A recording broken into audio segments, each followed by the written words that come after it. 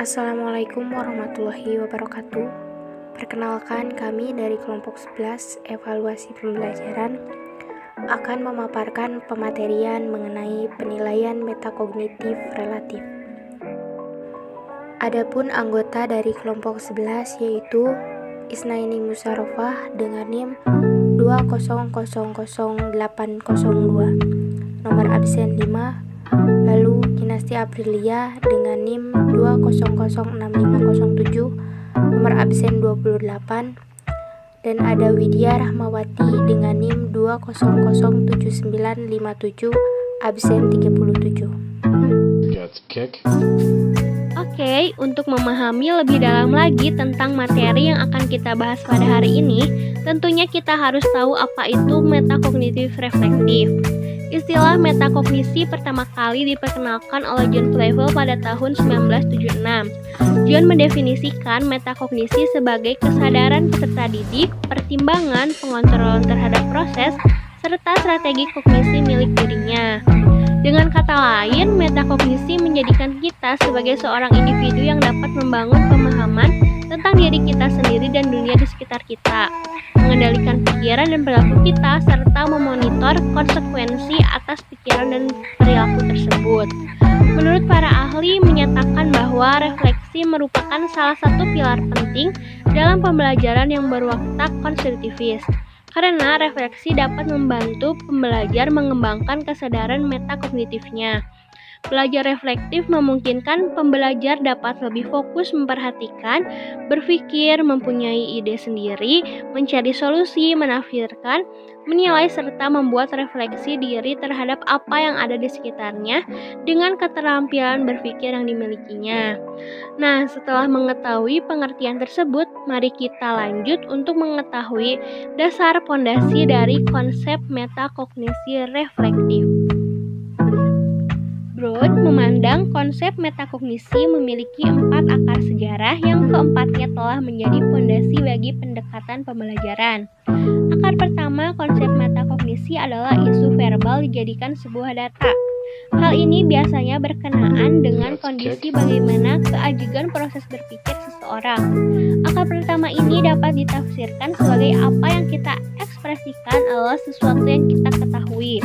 Lalu akar kedua adalah gagasan tentang kontrol eksekutif sebagai bagian dari model pemrosesan informasi. Model ini memiliki prosesor pusat yang dapat mengendalikan operasinya sendiri, yang meliputi perencanaan, evaluasi, pemantauan, dan revisi. Selanjutnya, akar ketiga adalah pengaturan diri, proses yang mengarahkan seseorang secara aktif dan terus-menerus menyempurnakan tindakan mereka.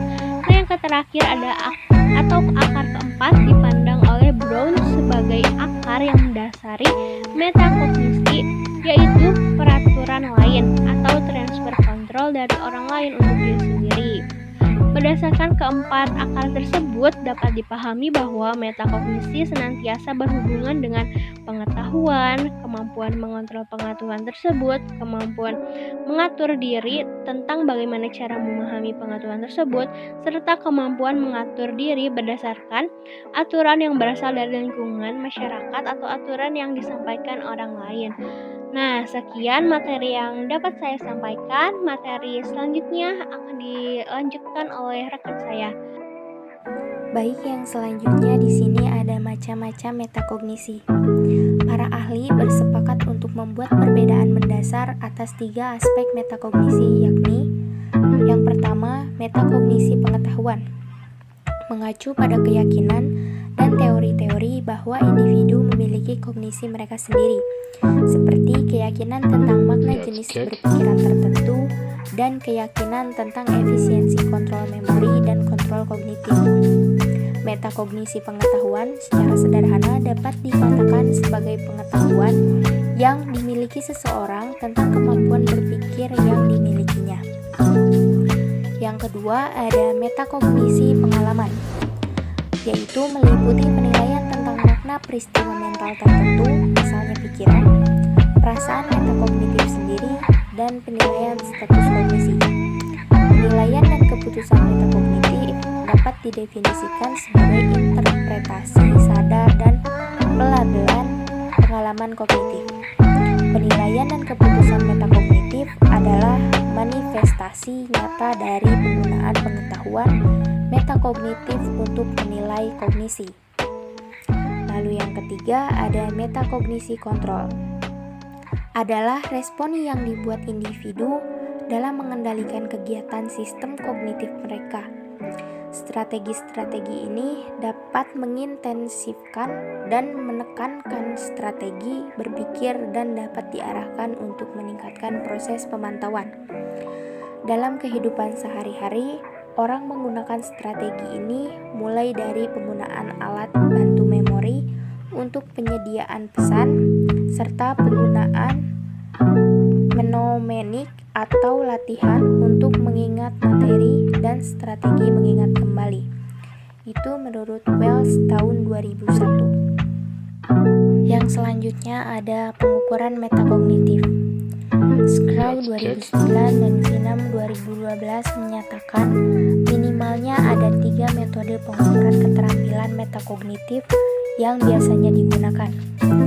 Ketiga metode tersebut yaitu yang pertama, retrospektif atau peninjauan. Merupakan metode pengukuran keterampilan metakognitif yang dilakukan setelah siswa mengikuti pembelajaran atau setelah siswa mengerjakan tes.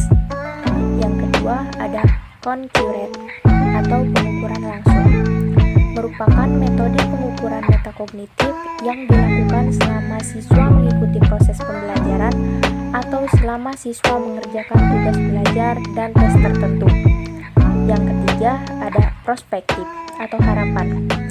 Merupakan metode pengukuran metakognitif yang dilakukan sebelum siswa menyelesaikan tugas atau tes tertentu ataupun setelah siswa menjawab tes, namun sebelum tes tersebut diperiksa oleh guru. Nah, selanjutnya yaitu cara mengukur kemampuan metakognisi. Dalam mengukur kemampuan metakognisi diperlukan alat penilaian atau instrumen metakognisi. Instrumen untuk mengukur kemampuan metakognitif seseorang masih dalam tahapan pengembangan, yang mana banyak instrumen yang telah dikembangkan namun masih mempunyai kelebihan dan kekurangan yang berbeda-beda. Berikut merupakan beberapa instrumen metakognisi. Yang pertama yaitu Memory and Reasoning Competency Inventory atau MERSI. MERSI adalah ukuran konsep diri yang menilai keyakinan diri tentang proses kognitif yang digunakan selama pengambilan keputusan.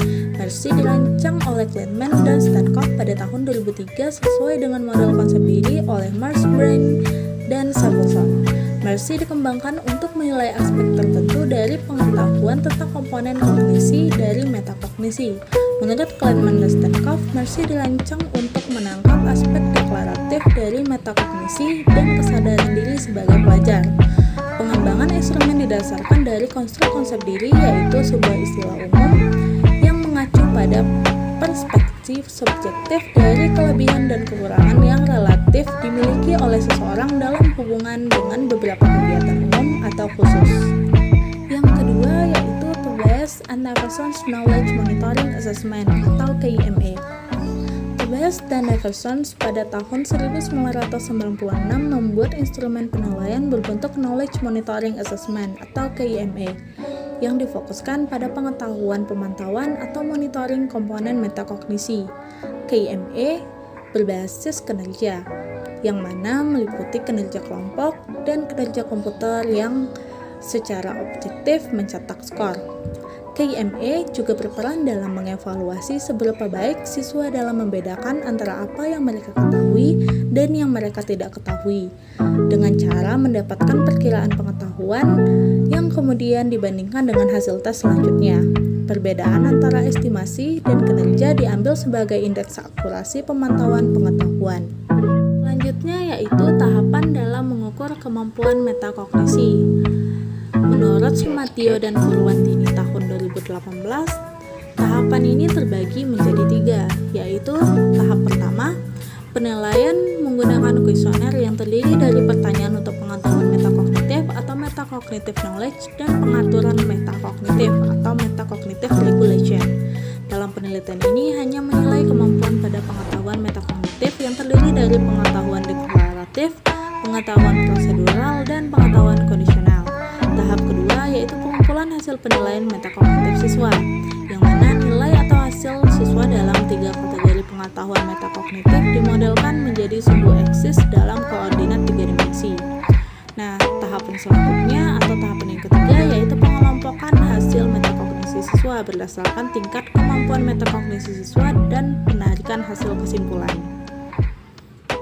Nah, dari penjelasan-penjelasan tersebut dapat kita tarik kesimpulan, yaitu metakognisi merupakan kesadaran peserta didik, pertimbangan, pengontrolan terhadap proses serta strategi kognisi milik dirinya yang memiliki dasar atau konsep berupa isu verbal, kontrol eksekutif, pengaturan diri, dan peraturan lain.